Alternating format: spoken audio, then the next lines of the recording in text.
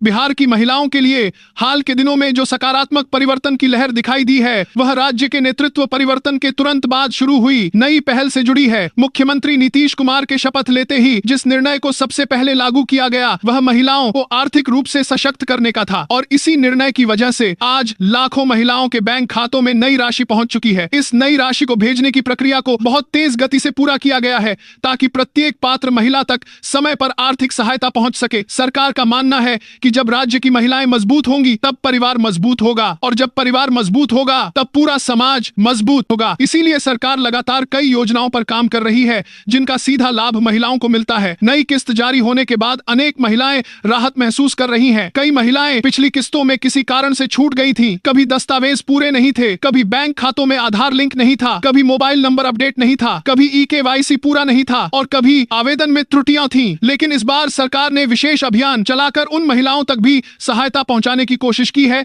जो पहले वंचित रह गई थी। नई किस्त की राशि भले ही 100 रुपये निर्धारित की गई है परंतु इसका उद्देश्य प्रतीकात्मक भी है और निरंतर सहायता की कड़ी को बनाए रखना भी है। सरकार चाहती है कि महिलाओं को एक स्थायी सहयोग मिले जिससे उनके अंदर यह विश्वास बना रहे कि कोई भी योजना बीच में नहीं रुकेगी और समय समय पर मिलने वाली राशि से छोटे छोटे घरेलू और रोजगार संबंधी कार्यों में मदद मिलती रहे। बात हमारे साथ और एक बात को कार का समा जाती है। सरकार के द्वारा जारी जानकारी के अनुसार इस बार लगभग 10 लाख महिलाओं के बैंक खातों में राशि भेजी गई। कुल राशि का परिमाण लगभग 1000 करोड़ तक पहुंचा और इसे मुख्यमंत्री और उप मुख्यमंत्री की मौजूदगी में वीडियो कॉन्फ्रेंसिंग के माध्यम से विभिन्न जिलों में एक साथ भेजा गया। इसके साथ ही जिलेवार वितरण भी लगातार जारी है और जिन जिलों में थोड़ा विलंब हो रहा है वहां भी आने वाले दिनों की निर्धारित तिथियों में भुगतान पहुंच जाएगा, क्योंकि दिसंबर महीने में अभी कई प्रमुख तिथियां निर्धारित हैं और उन तिथियों पर शेष लाभुकों को सहायता राशि भेजी जाएगी। यदि जिलों की बात की जाए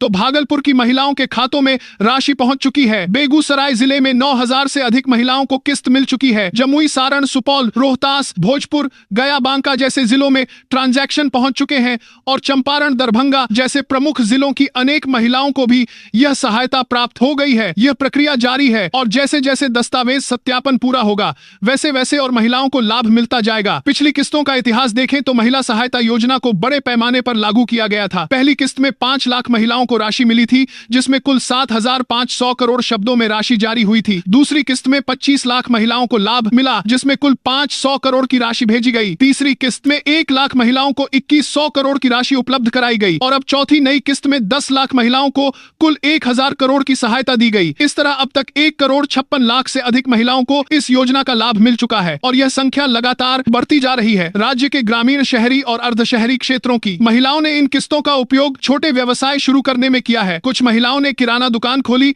कुछ ने सिलाई सेंटर शुरू किया, कुछ ने ब्यूटी पार्लर खोला, कुछ ने बकरी पालन और मुर्गी पालन शुरू किया, कुछ ने पापड़ और नमकीन निर्माण जैसे घरेलू उद्योगों को बढ़ावा दिया। कई महिलाएं ऐसी हैं जो पहली बार अपना छोटा व्यवसाय चला रही हैं और उनकी आमदनी में बढ़ोतरी हो रही है। इससे न केवल महिलाओं की आर्थिक स्थिति सुधरी है बल्कि उनके आत्मविश्वास और सामाजिक स्थिति में भी सुधार हुआ है। लेकिन इस पूरी प्रक्रिया में कुछ महिलाएं ऐसी भी हैं जिन्हें अभी तक पैसे नहीं मिले। इसका मुख्य कारण फॉर्म में त्रुटि, दस्तावेजों का अधूरा होना, बैंक खाते का आधार से लिंक न होना, EKYC अधूरा रह जाना, बैंक में मोबाइल नंबर अपडेट न होना, DBT लिंक सक्रिय न होना या कभी कभी बैंक शाखा में तकनीकी समस्याएं भी हो सकती हैं जिनके कारण भुगतान नहीं पहुंच पाता। सरकार और संबंधित विभागों ने स्पष्ट किया है कि यदि किसी महिला को पैसे नहीं मिले हैं तो उन्हें उस स्थान पर जाकर फॉर्म और दस्तावेज अपडेट करवाने चाहिए जहां आवेदन जमा किया गया था। साथ ही बैंक जाकर आधार लिंक कराना, EKYC पूरा करना, मोबाइल नंबर अपडेट कराना और DBT सक्रिय कराना जरूरी है। यहाँ यह भी महत्वपूर्ण है कि पैसा केवल सरकारी बैंकों में ही नहीं भेजा जा रहा है बल्कि निजी बैंकों और भुगतान बैंकों में भी भेजा जा रहा है। भारतीय state bank, bank of Baroda, Punjab national bank, Canara bank, union bank of India, Indian bank, bank of India, bank of Maharashtra, Indian overseas bank जैसे सभी प्रमुख सरकारी बैंकों में भुगतान पहुंच रहा है। HDFC, axis bank, Kotak Mahindra जैसे निजी बैंकों में भी पैसा पहुंच रहा है। इसके अलावा इंडिया पोस्ट पेमेंट बैंक और एयरटेल पेमेंट बैंक जैसे भुगतान बैंकों में भी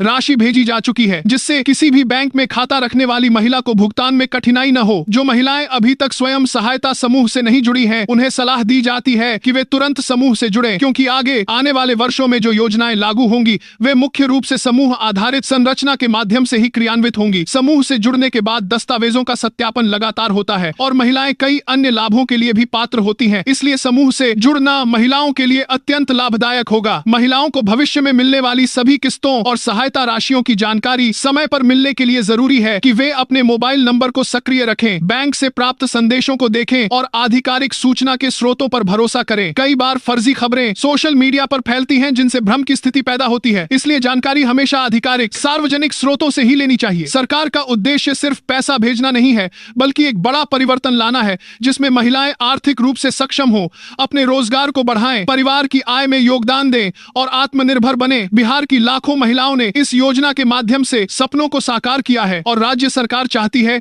कि आने वाले समय में कोई भी पात्र महिला लाभ से वंचित न रहे। इसी लक्ष्य को लेकर इस योजना का विस्तार लगातार किया जा रहा है ताकि हर महिला को समान अवसर मिले और वह अपने भविष्य को मजबूत बना सके। और यदि आपको यह जानकारी उपयोगी लगी हो तो वीडियो को लाइक जरूर करें और हमारे YouTube चैनल हेड न्यूज को सब्सक्राइब कर लें ताकि आने वाली सभी नई किस्तों और सरकारी योजनाओं की जानकारी आपको सबसे पहले मिल सके और आपको किसी भी तरह की परेशानी का सामना न करना पड़े।